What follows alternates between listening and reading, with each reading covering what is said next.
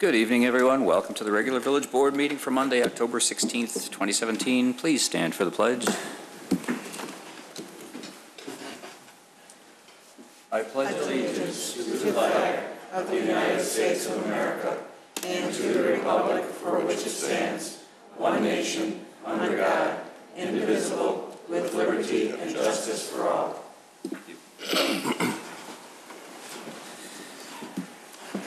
Clerk Simpson, roll call, please. Trustee Kruger.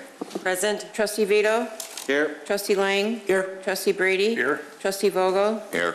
Trustee Papantos. Present. President Horker. Here. Are there any changes to the agenda? There are none. Thank you, sir. Clerk Simpson, proclamations. Village of Wheeling proclamation for Halloween. The children of the Village of Wheeling are entitled to enjoy the fun and festivity associated with the observance of the Halloween trick-or-treat custom, which is to say going from door to door in their immediate neighborhoods to display their costumes and request treats. Even at such festive times, accidents are an ever-present threat. Traditionally, Halloween has been an occasion when childish pranks have been played, and some have said pranks have resulted in physical harm to others as well as damage to automobiles and other properties of innocent owners. Therefore, Patrick Horker, President of the Village of Wheeling, does hereby proclaim Tuesday, October 31st, 2017 as Trick-or-Treat Day in the Village of Wheeling, with all trick-or-treat activities to be conducted between the hours of 3 p.m. and 7 p.m. He has asked that young children be accompanied by parents or other responsible adults. Additionally, he asked that householders either indicate their willingness to welcome children by keeping their porch or exterior lights on, and that youngsters call only on homes so lighted. He encourages the cooperation of all citizens, young and old, in making this a happy and safe occasion for the entire community. Although in general, Halloween represents a safe opportunity to gather in fellowship with our neighbors and their families, the village recommends that parents exercise caution and common sense by closely examining all treats brought home by their children, and that they follow the rule, if in doubt, throw it out, where any evidence of tampering with packaging or surface of a consumable product is found. He calls on all motorists and pedestrians to exercise extreme caution during the Halloween season, and further asks that all reports of strange flying objects, i.e. witches, goblins, UFOs, ghostly floating spirits, etc., be directed to the appropriate authority. Thank you, Clerk Simpson. You're welcome. Citizens' concerns and comments. Clerk Simpson. Members of the public may address the board with the comments regarding only those items that are relevant to village business. No citizen shall speak for more than 5 minutes without consent of the board. Members of the general public who wish to address the board must sign the request to speak form prior to the commencement of the public meeting. Mr. Mann. Good evening.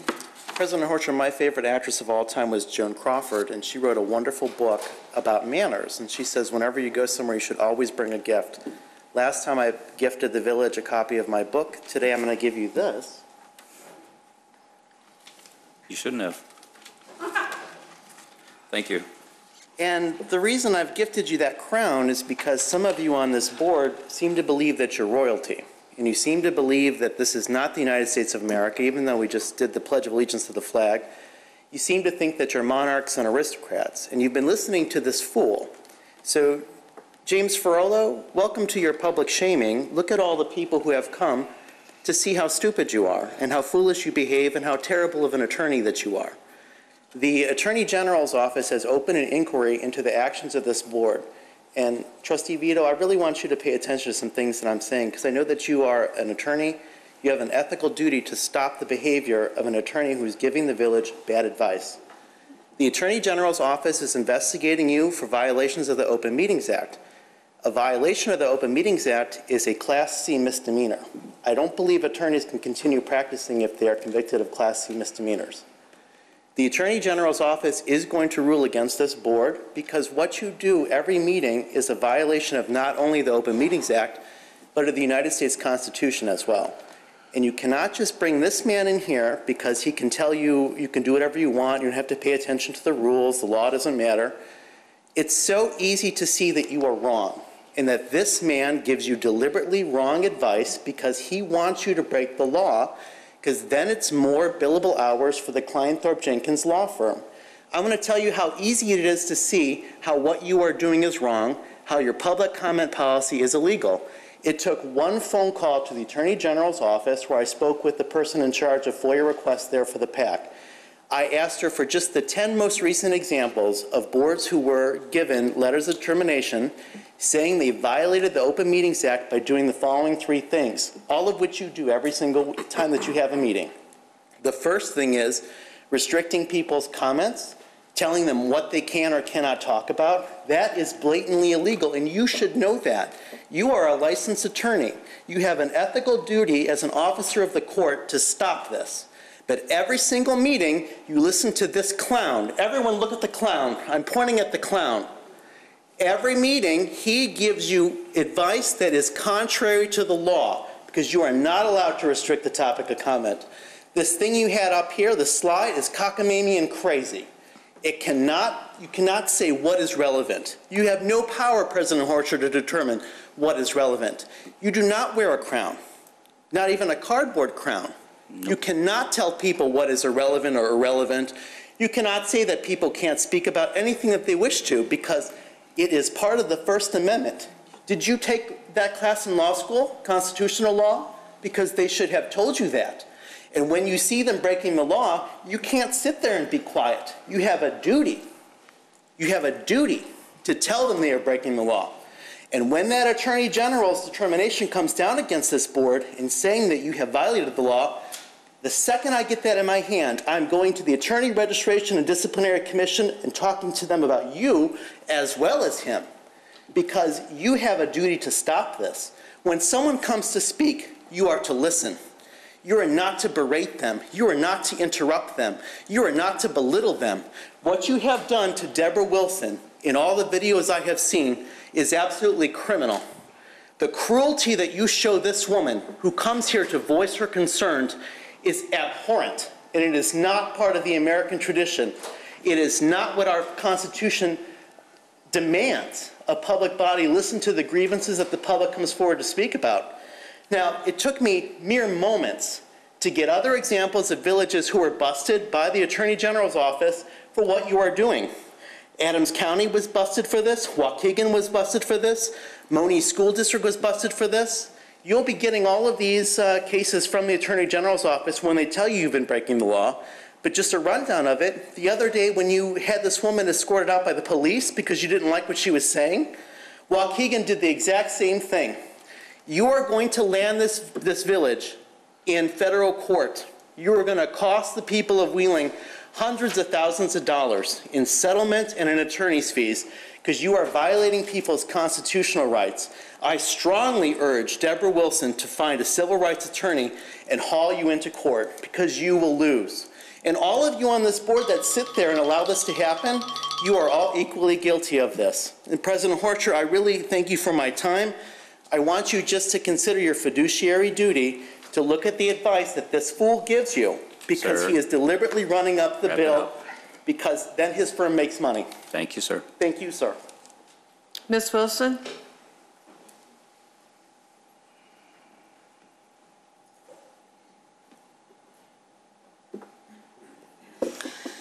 Clerk Simpson, I understand that you met my 70-year-old mother at the Helping Hands event.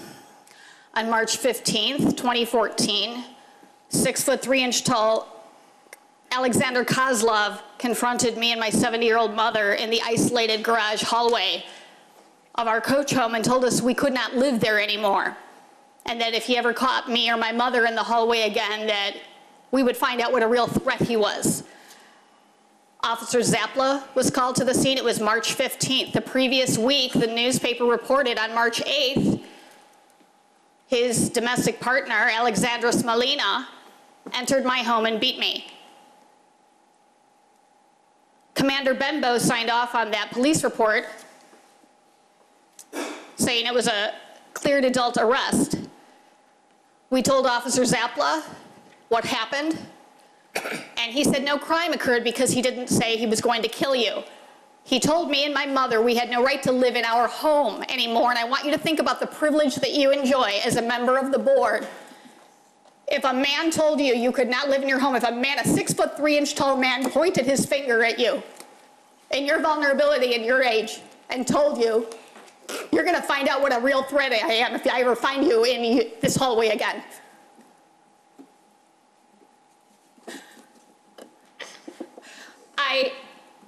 When faced with that, my neighbors helped put security in the hallway to camera, and we saw this man, this 6'3" tall perp, was sitting in an idling rented van on the driveway of my home on March 8th, 1 week earlier.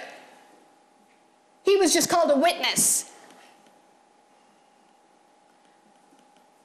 This wasn't a local bar that I was going to or a gymnasium or so. This was my home, the only way to access my home. This was their umpteenth attempt into my home, forcing me to move for months at a time. I finally tried to come back, and this is what happened to me. Every member on this board that was here in September of 2014 knew about it and turned a blind eye to it. The Constitution protects your right to live and enter your home. It was so bad, I finally, once I saw the perp in the hallway actually hiding, laying in wait for me, then I thought it's no longer safe for me to exit through the common hallway where I had no other choice. I had brand new furniture, boxes moved in. Is this funny, Joe Vito? Is there something laughable about this, Joe Vito? You were the only one I had hope for. How dare you mock a victim of stalking, aggravated stalking, in my home?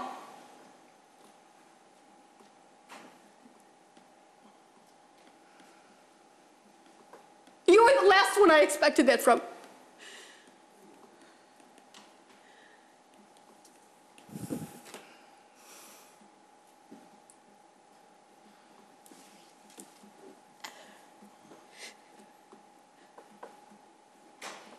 You laughed at me last time when I wanted to advocate for my neighbors who would just like to make a living.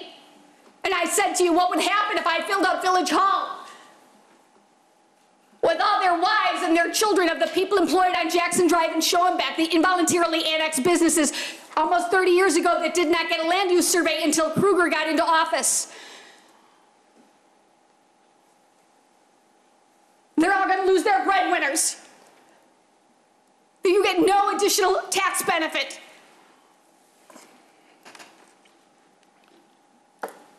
I never thought I would ever see a day in this country where I had to beg my government to enter my home and exit it safely.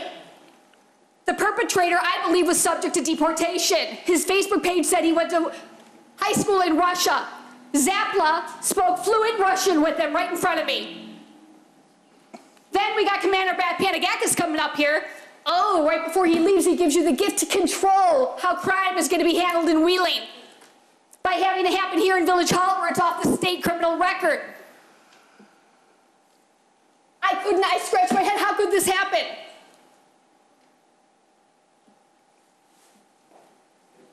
The Hebrew ancient scripture says, a child indulged from youth will become insolent, and that is what this man has done. You think that's a virtue that he's been here this long? I think it's inhumane that he can turn a blind eye to the suffering. Probably that's why he moved to a different town. He heard the village manager in Wheeling doesn't respect its citizens. And you stood there with all the piety in the world as a sworn officer of this board, promising that your brother doesn't run, or any member of your family does not run a business out of your home on that street. You're also the same one who permitted Argyris to put your name down, that the one he was with on the night of Mayor's Caucus. There was no Mayor's Caucus that night. Ms. Wilson. You aided and abetted the misappropriation of village vehicles, and you're ruthless. Ms. Wilson, you know that's the 5 minutes. Thank you. Clerk Simpson. Mr. Kraft?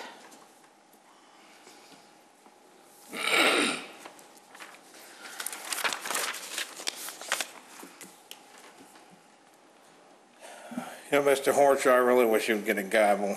I have one. Well, it works a little better than talking to people. Gavel might, work. However, I'm here I drove up here to watch the freak show, and not on this side of the tables, on that side of the tables. Before I came up here the last time, I watched a video of one of your aldermen telling somebody to shut up, screaming at him to shut up, and then your village attorney going off the wall during meetings. I think you guys need to figure out how to do your jobs a little better and not lose your cool at public meetings. But it makes for good video, so you can keep it up if you want. Doesn't matter to me. You also need to treat your citizens better. The alderman yelled at Ms. Wilson to shut up, and then continuous interruptions while she's trying to talk, not tonight, but prior to tonight. Escorting her off the podium last time, having police officers sit real close to the podium. It's all intimidation tactics. Sending out that nasty, deplorable letter. But that's okay. I'm working on a letter on each and every one of you guys to send to the same people you sent her letter to. And then to top it all off, Commander Lasari, I don't know if he's here tonight. Yes, he is. But he called up Deborah after the last meeting and basically threatened her again. You pointed at somebody with what looked like with your hand in the shape of a pistol. So when I heard that, he's trying to intimidate her into not showing me up or not pointing. When I heard that, I tried pointing with myself, and I always ended up with a hand that looked like a pistol because that's how I point. I don't point. Kevin here pointed like this or something, but when I point 1, 2, 3, 4, 5. When I'm in Germany, I do it the other way. 1, 2, 3, well, that's 5, but whatever, that's 1. So I don't know how he come across telling her that she pointed at a police officer with her hand in the shape of a pistol. Obviously, somebody had to tell him that. I don't think you have video or pictures of it. But you need to quit harassing her.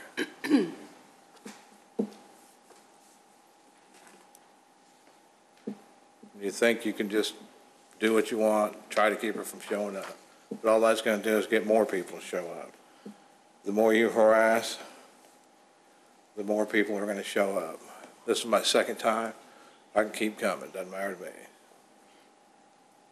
That's all I have to say. Thanks. Thank you, sir. Mr. Gillio?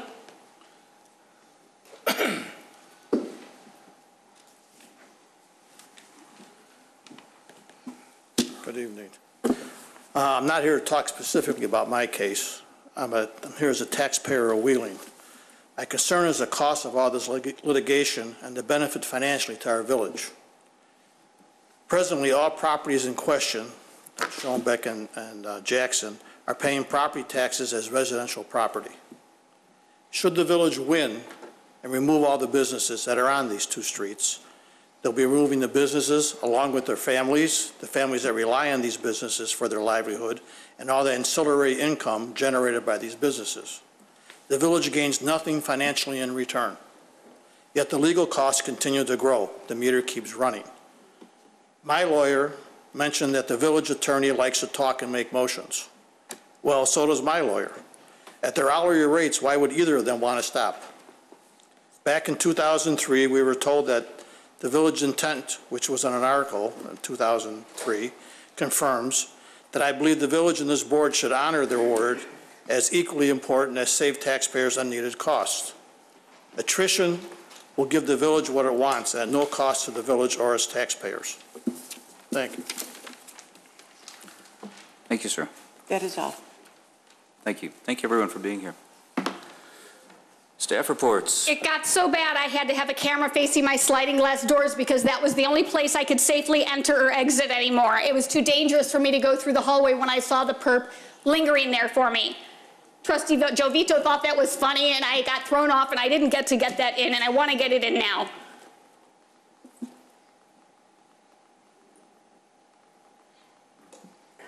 Elaine Kruger, would that Wilson, perp not be please. arrested if that had been you? If that was a man Ms. pointing at Wilson. your 70-year-old self saying you couldn't live in your home about that anymore? I want you to think about that the next time you give me a nasty look up here Ms. when I'm Wilson. advocating for myself and my neighbors. Thank you.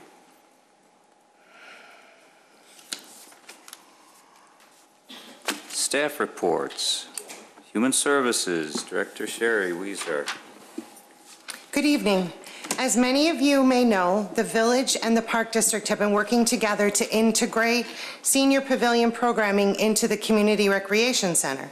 The group exercise programs have actually moved to the Community Recreation Center in September. As a continuation of this transition, some of our regular weekly programs will begin to move to the CRC the first full week in November.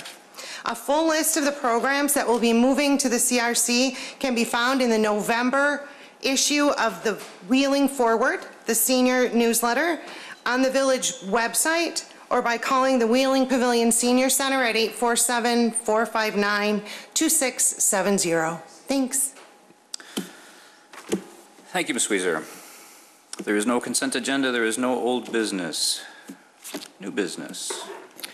13A, a presentation regarding the Chicago's North Shore Convention and Visitor Bureau.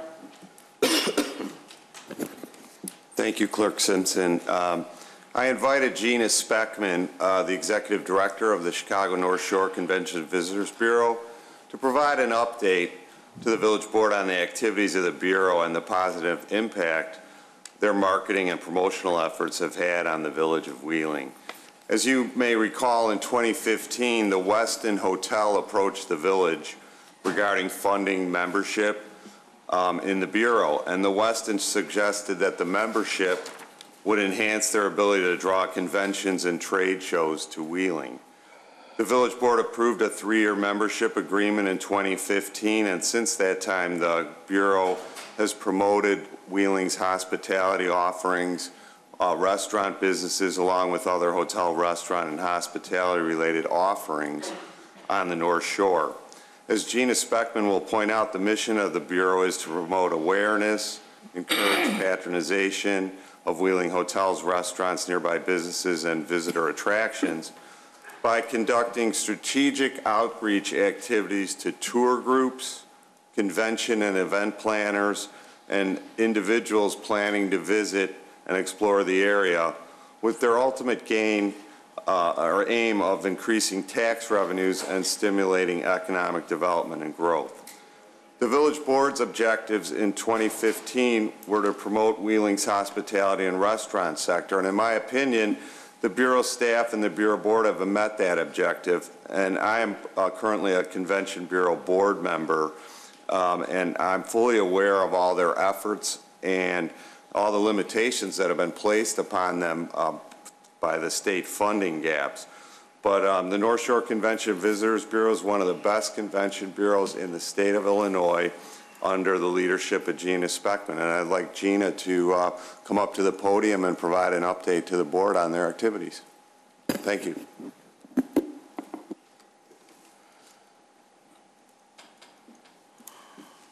Thank you, John, and thank you for having me here tonight. I'll try to make this quick.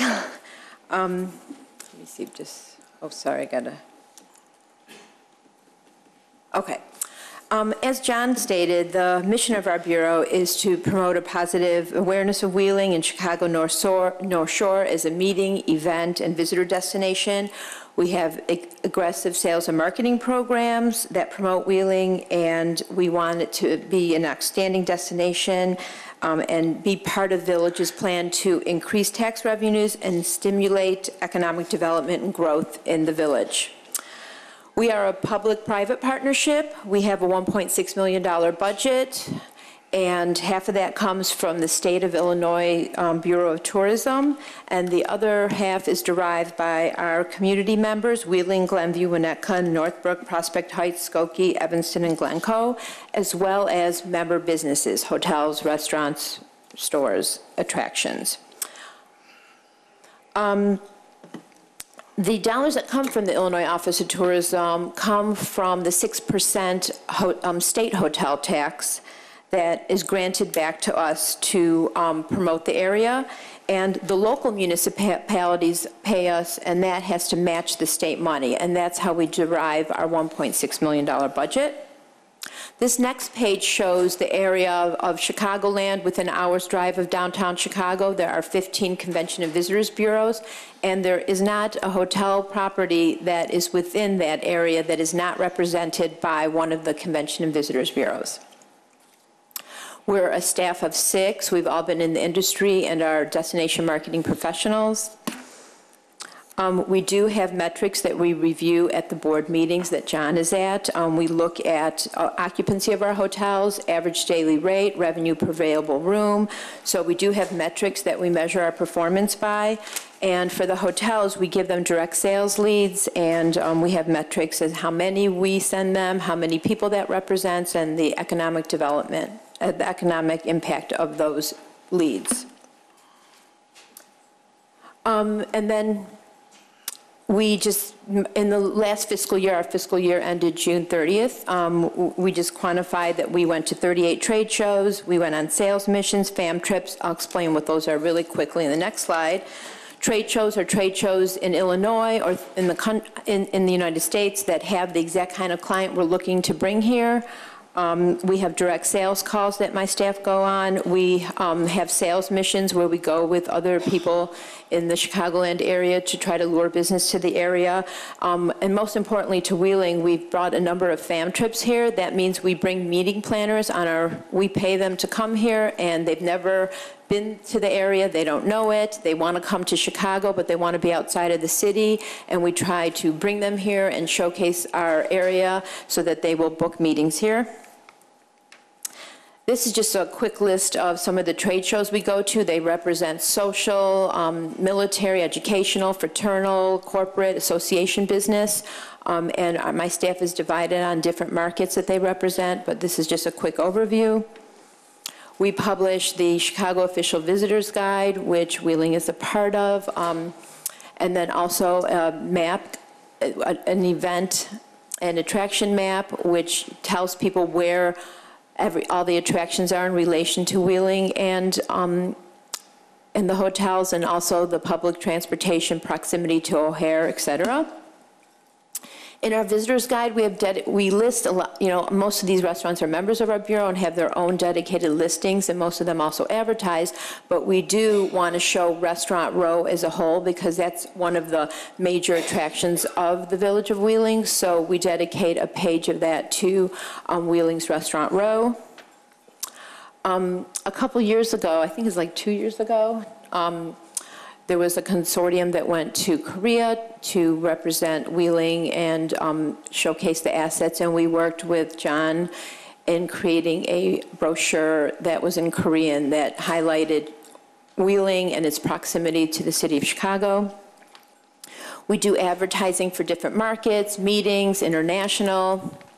This is just a quick list of some of the places that we place our advertising, which again is regional and throughout the United States to our targeted meeting planning audience. This is leisure advertising that we do to bring people to the area. We do custom marketing for different seasonal campaigns that Wheeling businesses participate in. So we had an insert throughout the North Shore and the city of Chicago in a special piece, Holidays on the North Shore, last December. We have a very popular restaurant month going into almost its 10th year. It's every February. It takes place for the whole month. And of course, it's very popular with the Wheeling restaurants because it's got a lot of traction. People know about Restaurant Month. They wait for it. We bring thousands of additional covers to the restaurants during a really slow period for them in February. We do professional photo and video shoots of the amenities of Wheeling. So right now with, everything being online and electronic and really mobile, it's very important to have really great imagery. So we have YouTube videos, we have photos. We do photo shoots every summer of different attractions in the village. We have an e-newsletter that goes to 10,500 people in the North Shore area that highlights everything that's going on. Last month we featured the Taste of the Town in Wheeling, which is one of the premier events in the village. We have a website that has over 30,000 visits every month, and we have a dedicated Wheeling area on the website. We have a blog, and the blog, promotes different topics, and there's hundreds of them. I just listed a couple, but it allows businesses to tie into those things. So those businesses that are family-focused can tie into some of our family themes. The pizza restaurants can tie into the best pizzas on the North Shore. Everything nowadays is lists, so we make sure to try to include everyone we can in all the different themes that we have. I'm not going to read all these numbers, but we're very active in social media. We guarantee businesses in the village that if they send us information that they want put out to our really large social media audience, it gets out within 24 hours, 24 business hours. Next, here are some samples of some social media posts that we've done for the village. We not only post, but we pay for boosted posts so that we can target to exactly the audience that would be good for an event. Here are two examples, Taste of the Town and grand opening when Heritage Park opened. Here's an example of some meeting planners that came through February 2017. They were here as part of the RCMA conference, Religious Conference Management Association, was in McCormick Place in February, and we got over 30 people to come and tour the hotels on the North Shore. We have monthly networking events, and they're free to our members, and we were in Serenello's in Wheeling in August. We rotate amongst our villages, but we're here at least once or twice a year. We do public relations outreach for all our different markets, meetings, group tour, leisure. And just really quickly, we are redoing our brand to premiere in November 2018. We've interviewed stakeholders from throughout the communities that we work with, and so that's very exciting for us. And we're also going to be adding a sales manager in January of 2018. And we also have a new program on our website that just launched, which allows people to, like, for example, put the Westin North Shore on a map, and then they can see the restaurants that are nearby, the attractions that are nearby, events, etc. So this is a really great interactive tool that's also a downloadable app. And I think it's great because people want to see where things are in a map version for proximate travel planning. And that's my quick overview.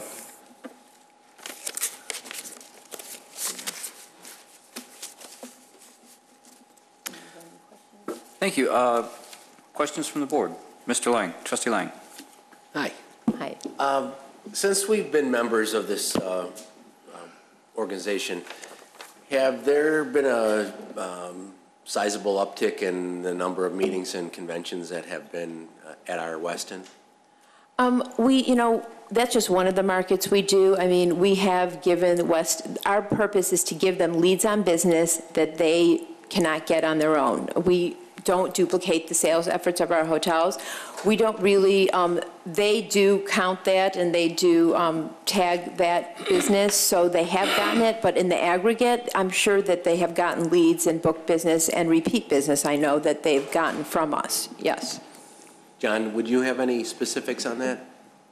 Yes, I would, Trustee Lang. Thank you. I received correspondence from Aaron Bastable, the sales and marketing manager for the Westin, and he provided some figures on that, how much tax monies go to the village annually, and we're over $1 million in room tax, as well as over $47,000 in food and beverage tax to the village of Wheeling, which is up.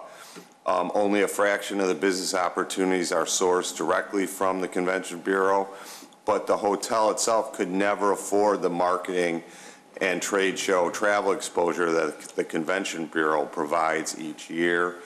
There are also mentioned competing with the newly renovated Marriott Lincolnshire, all the hotels in downtown Chicago and around the airport region. So the Convention Bureau has been instrumental in bringing more trade shows, conventions, and business meetings to the Westin and other hotels in the village of Wheeling. You know, all the FAM trips that Gina mentioned has brought 25 to 30 meeting planners to the Westin that have ultimately booked conventions and trade shows at the hotel. And there's a couple other items in here which I'll pass along to the board, but the Westin believes that the membership is essential to their marketing efforts, that they could not do it alone. And I have heard that from some of the other hotels in the village of Wheeling as well. Great. Thank you, John. You're welcome. Thank you, Gina. Thank you. Trustee Vogel, then Trustee Papantos. Yeah. Can you flip back to one of your original slides where you showed the Westin and $13 million figure? The Westin and the 13? Yeah, and then on the bottom you said something that there was $13 million of possible business. Oh. Hold on, let me see. Sorry, I'm trying to get on here. This one? Yes. Yeah. And this kind of piggybacks on what Trustee Lang asked, and maybe there is no answer to it, but you're telling us there's a possibility of $13 million worth of business that the Bureau stirred up for the Westin. Do we have any idea how much that became reality? No, we don't track that. The hotel does, because we can send them an amazing lead and they can be busy those dates. They could, not be able to meet the rate requirements. So the ability to book it, we're the liaison. We can't book the business. We can't negotiate the contract. So it's up to them too. And also, one of the issues too is that we send out leads and we track it on our July 1 fiscal year, but rarely is the lead and the piece of business booked within the same fiscal year. So that's also tracked by the properties. So John, I mean, I heard what you stated, but that really doesn't tell us the benefits. How much of this 13 million came our way? Well, certainly there's a lot of indirect economic benefits when someone goes to the website and thinks about having a wedding and they get it off the website from the Convention Bureau and they book at a Wheeling hotel and then have their guests stay there as well as eat at our restaurants. It's very difficult to quantify the economic benefits, the direct economic benefits. Right. The metric that we have here is only for meetings. The Westin has advertised in all our vehicles, whether it be print, online, our newsletter, social media, and they've done so continuously for the last 3 years. I doubt they would be spending that money if they weren't getting an ROI for it. Who's paying the fees? The Village of Wheeling is paying these fees, Not correct? for advertising, no. Not for the advertising. No, we pay a membership rate annually, and we paid an initial initiation fee so that they could create all the content on their website and all their marketing materials. Okay. Thank you. You're welcome. Thank you, Trustee Vogel. Trustee Papantos, and then Trustee Brady. Thank you. Excuse me, most of my questions already were asked. What other entities use the Convention Bureau? Besides, we keep hearing about the Westin, and I know that's the biggest. Who else in Wheeling is benefiting from this? All the hotels in Wheeling. Our fee is based upon how many hotel rooms we have in Wheeling. So do we have measures that these hotels are actually benefiting from this? Because our hotels in Wheeling are rather small. The way we track it is based on our hotel tax revenues and our food and beverage. And so we have seen an uptick, as Aaron Bassable brought up, just the Westin alone has generated over $1 million in hotel room taxes, as well as $47,000 in food and beverage taxes. $1 million since opening, or?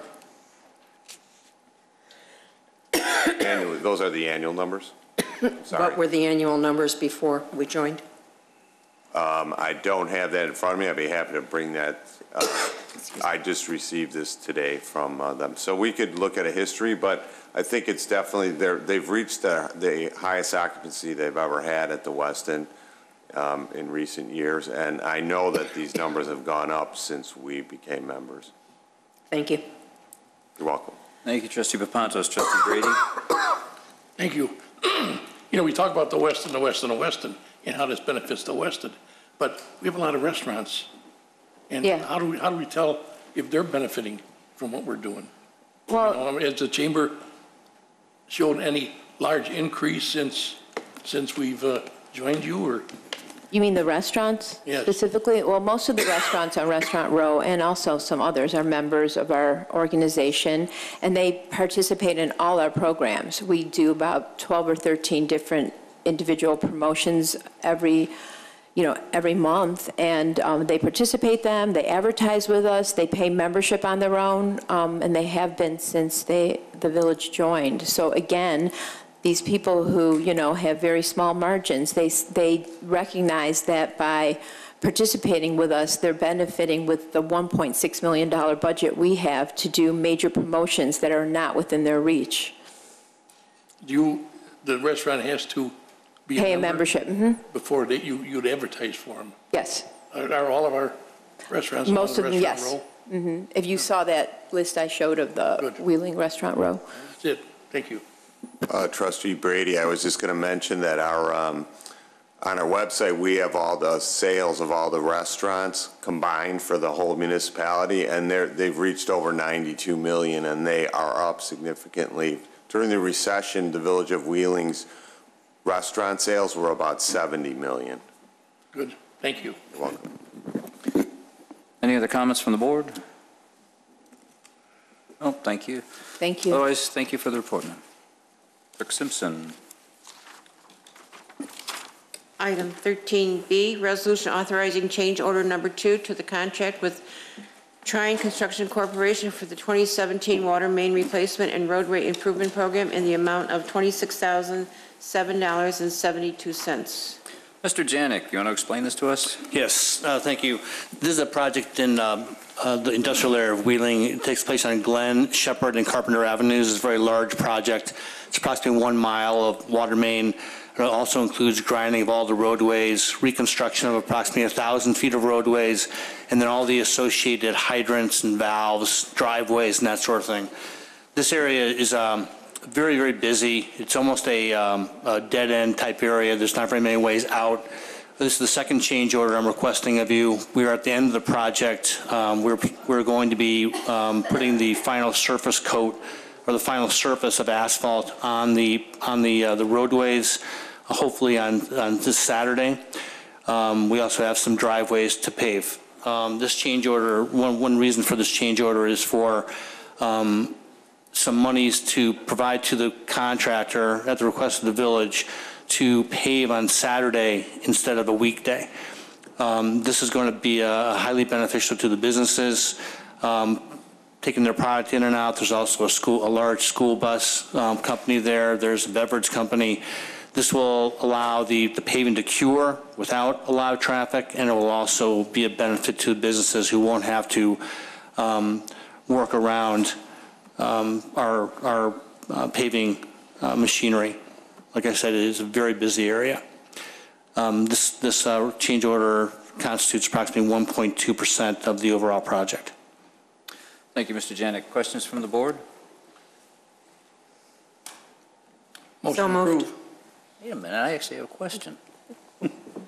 I had John explain this to me a little earlier, but I would like to explain to the public in general.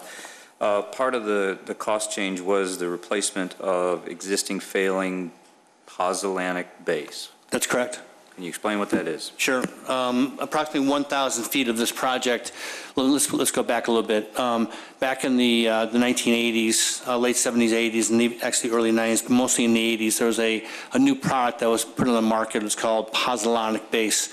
It was to replace stone, CA6. And there was an idea that this pozzolanic base, which had some concrete in it, some cement in it, would be better than the base of stone.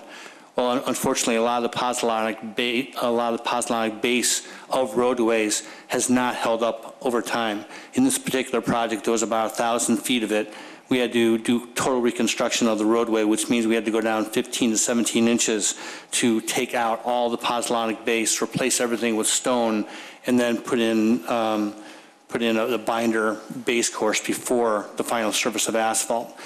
That's another part of this change order. There were a couple of soft spots, even under 15 to 17 inches of the stone base. It was a little bit soft, and we had to excavate and put in additional stone and some more binder. But that's what we have to do. This also occurred, you might remember, on the Shadow Bend project. We did some paving work out there. There was pozzolanic base out there. We thought maybe we could work around it. We took a chance on it, and it turned to dust. And we had to excavate, and I had to come back for a larger change order at that time. So in this particular project, there was about 1,000 feet. And as you can imagine, there's Wabash down there, the Sunnyside, a lot of traffic, doing the excavation down 15, 17 inches, and we were able to get it done. I don't think anybody complained to you guys. Our staff has done a really good job communicating with people down there, working with them to try to get this done with as little pain as possible. Thank you, Mr. Janik. Now, Mr. Brady, motion? Motion to approve. A second? Second. Trustee Pantos. Clerk Simpson, roll call. Oh, wait, so just... Trustee Krueger? Yes. Trustee Vito? Yes. Trustee Lang? Yes. Trustee Brady? Yes. Trustee Vogel? Yes. Trustee Papantos? Yes. President Horker? Yes. Clerk Simpson. Okay. Item C, resolution authorizing the village president to execute a grant agreement regarding congregate meals provided by the Village of Wheeling. Director Sherry Huizar. Good evening. Staff is requesting the acceptance of the federal fiscal year 2018 grant from Age Options for the continuation of the Wheeling Pavilion Senior Program's Lunch at Pavilion Congregate Dining. This year, the grant amount has increased from $42,815 to $44,099 with the expectation of serving 7,530 meals. The Congregate Dining Lunch at Pavilion program provides nutritionally balanced meals for older adults from Monday through Friday throughout the year. The Lunch at Pavilion program began in 2009 with a startup grant from Age Options. Currently, our program is averaging 30 to 40 participants per day and has expanded since May of 2015 to offer meals 5 days a week. Lunch at Pavilion has served approximately 7,500 meals during this 2017 grant year. Thank you. Trustee Papantos? Thank you. Director Huizar, just for clarification, does an individual have to be a member of the senior center in order to participate? No, there's no membership requirement. The only requirement is that they be 60 years old or better. Thank you. Any other questions from the board? Otherwise, I would look for a motion. Motion to approve. Motion, Trustee Vogel. Second. Trustee Krueger. Clerk Simpson. Trustee Krueger? Yes. Trustee Vito? Yes. Trustee Lang? Yes. Trustee Brady? Yes. Trustee Vogel? Yes. Trustee Papantos? Yes. President Horker? Yes. Clerk Simpson. Item D, resolution authorizing the village president and clerk to renew the food service contract with Hoffman House Catering for the Village of Wheeling Congregate Dining Program and approve and execute a second amendment to the food service contract with Hoffman House Catering for the Village of Wheeling Congregate Dining Program. If there's no questions, I'll make a motion to approve. Are there no questions? Second. There was a motion, Trustee Vogel. Second, Trustee Brady. Clerk Simpson, roll call. Trustee Krueger? Yes. Trustee Vito? Yes. Trustee Lang? Yes. Trustee Brady? Yes. Trustee Vogel? Yes. Trustee Papantos? Yes. President Horker? Yes. Item E, resolution waiving competitive bidding and authorizing the village manager to approve a contract with Aftermath Incorporated for the cleanup of 388 East Jeffrey Avenue in the amount of $24,047.10. Mr. Jennings, please explain this. Thank you, President Harper. This item, this resolution for the board's approval relates to the court-ordered cleanup of a nuisance refuse that's accumulated at a particular property. It's a private residence. The village has had to perform a similar cleanup in the past.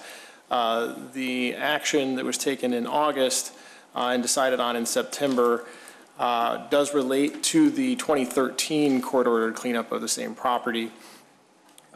This order essentially is a motion that the village filed on a failure to comply with the original 2013 order. So the village was given a set period of time to obtain proposals for the cleanup of the property, both the interior and exterior. The village has reviewed 3 proposals. We are recommending approval of the lowest proposal of the 3 received. The cleanup must be completed by a December 15th status hearing. The village will recover the cost as we did in 2013 by liening the property at the completion of the cleanup.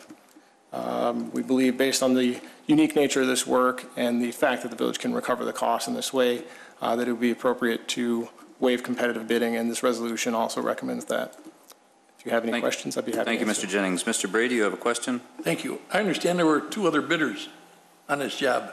What happened to them? The proposals were significantly higher than the proposal by Aftermath. And this contractor is that you're recommending, he charges $150 an hour for his laborers. And if you look at the proposal, it's not real clear as to the scope of work. Do you have an agreement with him where he stops or starts?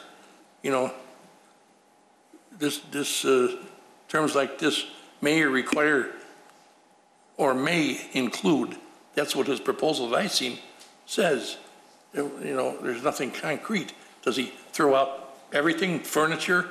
Does he just clean up the refrigerator? Does he throw the refrigerator out? And if he does throw it out, is it an extra? All 3 proposals were developed based on photographs provided by the village. So each contractor who provided a proposal was given a full photo documentation of the interior and exterior refuse. So there are some details that do need to be worked out. The motion does include a provision that the village attorney and village manager have the ability to finalize this contract. But they were all developed with the same general understanding that all the refuse depicted in the photographs would be removed and disposed of. So there'll be no change orders? We are not anticipating it. There's the possibility that we're going to revise this contract with the village attorney and village manager prior to execution. We're not expecting a per pound charge, if that's what you're requesting. Well, I just, I've seen you gave a copy of his proposal. Check this if you want everything out. Check this if you want partial, and it just looked like it was everything. And it really doesn't say where he's to stop or start, so I'm just a little concerned about an agreement like that. But you think it'll fly? Sure. I believe that we can work with them to specify, based on the photographs, I think we can work with them to specify something before execution. And $150 an hour for a laborer is a lot of money. Thank you, Trustee Brady. Trustee Papantos, and then Trustee Lang. Yeah, I just want clarification. What prompted this action? These were complaints by neighboring property owners. So it wasn't just the village going out looking at this? That's correct. And do you know what the cost was the last time? That is a great question. Not off the top of my head. I believe it was in the ballpark of $75,000. The lien in the end was included some fines and I believe some additional fees. Mr. Frollo, I don't know if you have that number. Yeah, the last lien was a compilation of several cleanups. And it was a very high dollar amount, over 6 figures, and we were able to foreclose and get that lien paid off. It's all been paid to date. I don't have the exact amount for the last cleanup, but this is probably fourth or fifth court action related to complaints made by neighbors for this nuisance property situation. I know there's probably no answer to this, but how do we prevent this from continuing? I think the no answer part is Unfortunately. we just have to be diligent, and the village has. Continue to respond to complaints, continue to inspect, continue to seek court action where necessary. First, voluntary compliance, of course, which has never come. But at this point, the property owner does not owe the village any money, correct? No, that's correct. Thank you. Thank you, Trustee Papantos. Trustee Lang? Well, I think I know the answer to this now, but just for clarification, Mr. Jennings, this is accumulation since the 2013? New accumulation? That's correct. Okay. And so when we last did this, what was the condition of the house? Was it completely empty at that point where in 2013 and then it all sort of started over again? Or was it basic sofa, refrigerator, stove, you name it? There were limited items left behind. The home itself was cleaned out thoroughly. The interior and exterior were thoroughly cleaned out. We have seen all of this accumulation since that 2013 cleanup. And any idea how it's happening? Is it is he bringing it home through what means? I mean, what means is he bringing the stuff back to his house? You mean how is he physically transporting it? Yeah. He has a vehicle. I don't know that he's using the vehicle for that purpose, though. Okay. Okay. Thank you. Any other questions? So moved. Motion to approve, Trustee Lang, second. Second. Trustee Papantos. Clerk Simpson, roll call.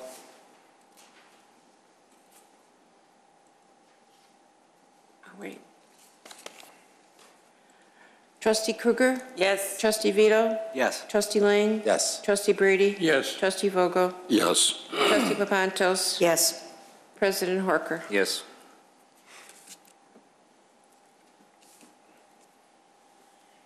Item F, ordinance amending Title IV, Taxes, Business Regulations and Licenses of the Wheeling Municipal Code, Chapter 4.84, Rental Residential Property relating to inspection requirements. Mr. Jennings, please. Thank you, President Horker. The resolution in front of you would represent a minor modification of the regulations for the rental licensing program. As you know, the Village of Wheeling licenses all residential rental property. This is a program that was established in 1998. We've modified the program a few times since then.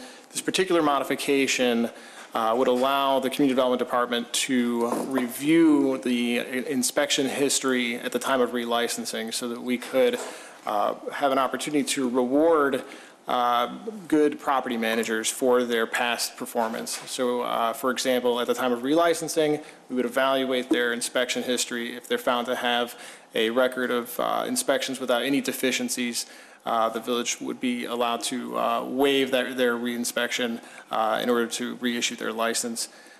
We believe, as I said, that this would give us an opportunity to create a reward for people who have proven themselves with a good record of past performance. It also is a modification that will allow improved efficiency for the village staff resources in that we would be able to focus our efforts on rental property that has a greater need for reinspection. Thank you, Mr. Jennings. Mr. Trustee Vito and then Trustee Vogel. Yeah, how often are the licenses up if you have a rental property? They are issued in 1, 2, or 3 year increments. So the property owners who are most likely to be eligible to have an inspection waived would probably be the ones who are already eligible for a 3-year license. We reward them in some way already by giving them a 3-year license and not going back into that unit every year. The 1 year and 2 year license would be for a property that has some deficiency during the inspection. Are you going to have any type of kind of concrete standard, as if they pass, then you're automatically going to grant it, or is it going to be completely discretionary? it'll be discretionary, but we will have a policy in place as to how that reward is given. For example, if they have a record of no deficiencies on a previous inspection, and then we would have a limitation on how often this could be waived. So, for example, if it's a 3-year license, we wouldn't waive them 2 consecutive times because that would be too long of a time in between inspections. Okay, thanks. Thank you, Trustee Vito. Trustee Vogel? This is for Attorney Furlow. Does this open us up to any other liabilities? Or we're suddenly changing our inspection routines? No, you've got the right. You've got the right to change your code. I think what's going to be important is a consistent application of this. And I talked to Director Jennings today about developing an internal policy in his department that creates criteria for when waivers would be granted. Okay, thank you. Sure. In the interest of complete disclosure, I was somebody who was fortunate enough to buy an investment property just before the real estate market tanked. I now own that upside-down property and rent it out, so I will be abstaining from this vote. So, any other questions? Otherwise, motion to approve. Motion to approve. Trustee Vogel, second. Second. Trustee Papantos. Clerk Simpson, roll call. Trustee Krueger? Yes. Trustee Vito? Yes. Trustee Lang? Yes. Trustee Brady? Yes. Trustee Vogel? Yes. Trustee Papantos? Yes. President Horker? Abstain. Okay.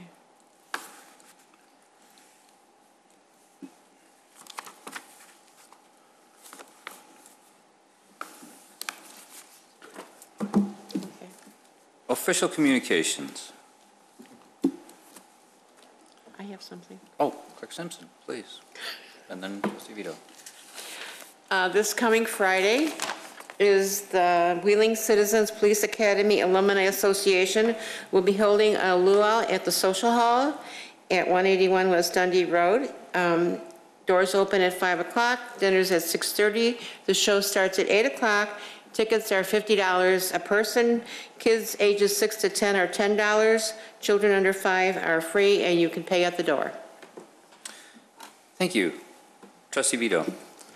Yeah, I just want to let the public know, Attorney Ferrolo, we may disagree. I probably disagree with you more than anyone else on this board. But I will never say you're a fool or a poor lawyer. And if I ever, for once, had an inkling that you were doing anything simply in the interest of ginning up fees, I would call foul immediately. We've been at each other, Mallory too, but in good faith disagreements on things. So I think she's a stellar lawyer too. Even when we were disagreeing about some of the Jackson Drive stuff, her brief was excellently written. So just want to get that out there. On a second note, Ms. Wilson will never believe me, but I was smirking, but not at her. That's for a different time, but I don't want to open up a can of worms on that. And a final point, on a very lighter note, I went through a rite of passage at the pancake breakfast. For the first time, I was allowed to man the griddle.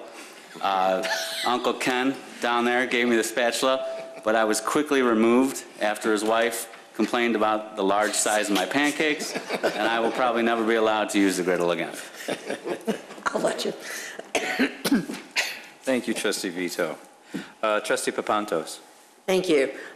2 items, and I'm sorry that the crowd left because I wish people would stay for our meetings and hear the whole meeting and understand what's going on. First of all, Public Works, UAC, once again, we had 4 inches of rain or over on Saturday in one day. From the reports I read, it was the highest amount of rain on any single day in October. To my knowledge, our streets were passable. People were not flooding. We still are. I've seen pictures of Naperville and downtown where their river walks are underwater and not used. We're doing something right in Wheeling. Please keep it up. Second, November 8th, excuse me, and I know that's a ways off, but there will be a blood drive here in Wheeling.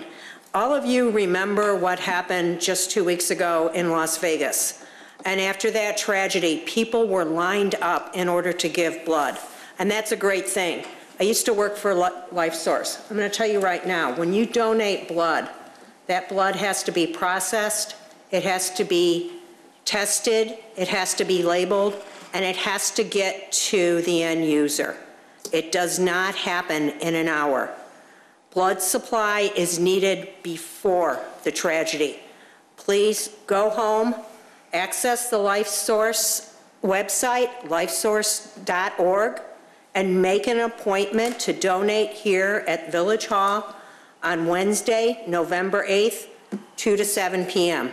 It is a good cause. If you need blood, if your child needs blood, if somebody you know needs a transfusion, don't wait till the last minute. The blood won't be ready. Thank you. Thank you, Trustee Papantos. Trustee Kruger?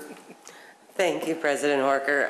Piggybacking on Trustee Papantos, Public Safety and Public Works, you guys were stellar during that storm on Saturday. I was up and down Jackson Drive all day throughout that storm and drove in it, and nary did I see what I've been used to seeing. So we are doing something right, and I applaud you all for your diligence before, during, and after. That's all. Thank you. Thank you. Any further comments from the trustees?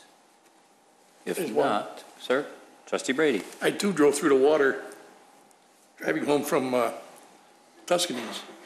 Manchester was curb to curb underwater, but it wasn't over the curb.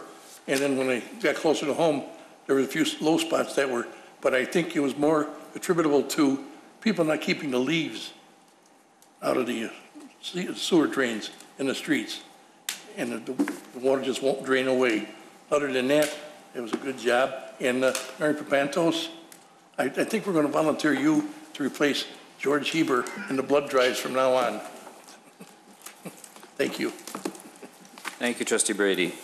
If there are no other comments, that brings us to approval of the bills, the expenditures. So moved. Second. That was a motion from Trustee Lang, a second from Trustee Vogel. Roll call, Clerk Simpson. Trustee Kruger? Yes. Trustee Vito? Yes. Trustee Lang? Yes. Trustee Brady? Yes. Trustee Vogel? Yes. Trustee Papantos? Yes. President Horker? Yes, there is no executive session tonight. You do not have to go home, but you cannot stay here. I would look for a motion to adjourn. Motion, Second. Trustee Brady, second, Trustee Kruger. All in favor? Aye. Aye. Thank you, everyone, for being here. Good night. You have a gavel.